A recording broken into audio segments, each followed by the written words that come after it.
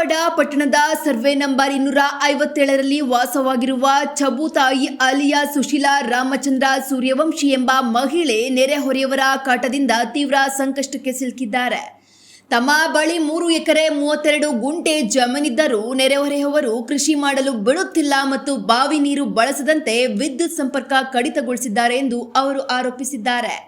ಅಷ್ಟೇ ಅಲ್ಲದೆ ತಮ್ಮ ಮನೆಯ ಮೇಲ್ಛಾವಣಿಯ ಎಂಚುಗಳನ್ನು ಹೊಡೆದು ಹಾಕಿ ತುಳಸಿ ಕಟ್ಟಿಯನ್ನ ಧ್ವಂಸಗೊಳಿಸಿ ಮನೆಯಲ್ಲಿದ್ದ ಪಾತ್ರೆ, ಪಡಗ ಹಾಗೂ ಇತರೆ ವಸ್ತುಗಳನ್ನು ಕಳ್ಳತನ ಮಾಡಿದ್ದಾರೆಂದು ಸುಶೀಲಾ ಅಳಲು ತೋಡಿಕೊಂಡಿದ್ದಾರೆ. ಅಧಿಕಾರಿಗಳಿಗೆ ದೂರು ನೀಡಿದರೂ ನ್ಯಾಯ ಸಿಗುತ್ತಿಲ್ಲ ಎಂದು ಕಣ್ಣೀರು ಹಾಕುತ್ತಿರುವ ಈ ಮಹಿಳೆಯ ಸ್ಥಿತಿ ನೋಡಿದರೆ ಒಬ್ಬಂಟಿ ಮಹಿಳೆಗೆ ಇಲ್ಲಿ ಬದುಕುವುದು ದುಸ್ತರವಾಗಿದೆ ಎಂಬುದು ಸ್ಪಷ್ಟವಾಗ್ತಿದೆ.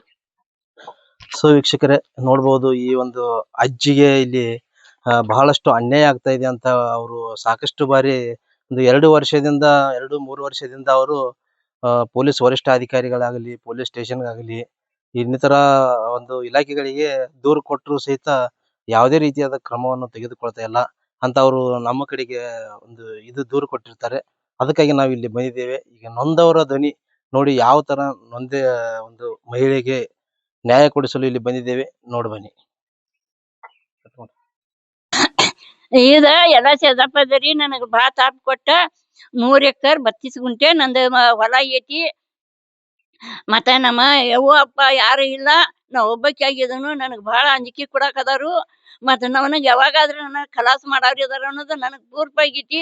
ಕುರುಬರಿಗೆ ತಂದು ನನಗೆ ಒಳಗೆ ಮನ್ಯಾಗ ಹೋಗಿ ನನಗೆ ಬಡಿಕ ಹಚ್ಕೊಡಕದಾರು. ಮತ್ತು ನನಗೆ ಯಾನ್ರ ಮತ್ತು ಬ್ಯಾರೆ ಬರ್ಲತ್ಕರ್ ಮಾಡ್ಬೇಕು ಅನ್ನೋದು ಅವ್ರ ಸಂಭವ ಐತಿ. ನನಗೆ ಬಾಗಲ ಬಡಿಕೈದಾರು. ಮತ್ತು ನೀವು ಬಂದು ಯೋಗ ಪರಿಸ್ಥಿತಿಯಿಂದ ನೋಡಬೇಕು. ನನ್ನ ಮೋಟರ್ ಕಲೆಕ್ಷನ್ ಕಿತ್ತು ಹೋಗಿದ್ದಾರು. ನನ್ನ ಕಲೆಕ್ಷನ್ ಇಲ್ಲ. ನನಗೆ ಮಕ್ಕಳು ಯಾರಿಲ್ಲ, ಏನಿಲ್ಲ. ನಾವು ಒಬ್ಬಾಕಿ ಇದ್ದಾನು. ಗಂಡ ಇದ್ದದ್ದು ಬ್ಯಾರೆ ಮದುವೆ ಮಾಡ್ಕೊಂಡು ಹೋಗಿದನು. ಇದು ಕಲೆಕ್ಷನ್ ಇದು ಕಲೆಕ್ಷನ್ ಕಿತ್ತಿ ಹೋಗದಾರೇನ್ರಿ? ಈ ಕಲೆಕ್ಷನ್ ಯಾರು ಕಿತ್ತಿದಾರ್ರಿ?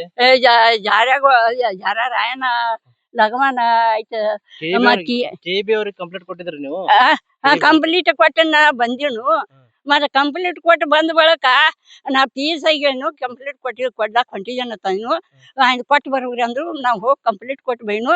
ಕಂಪ್ಲೀಟ್ ಕೊಟ್ಟು ಬರೋಣ ಇವ್ರು ಇಲ್ದರಕ 500 ರೂಪಾಯಿ ಕೊಟ್ಟು ಇವಂಗ ವೈರ್ ಮನೆಗೆ ತಂದು ನಂದು ಕಲೆಕ್ಷನ್ ಕಿತ್ತು ಹೋಗಿದ್ರು. ಕಲೆಕ್ಷನ್ ಯಾಕೆ ಕಿತ್ತಿದಾರೆ? ಯಾವ್ದ್ರ ಕಲಕ್ ಕಿತ್ತಿದ್ರ ಅದು ಯಾರಿಗ್ ಗೊತ್ತಾ? ನಂದು ಹೊಲ ಐತಿ, ನಂದು ಮಾತೈತಿ. ಇವ್ರದ್ದು ಏನ್ ಸಂಬಂಧ ಇಲ್ಲ. ಇವ್ರ ಏನ್ ಅಂತಮ್ರಲ್ಲ, ಯಾರಲ್ಲ.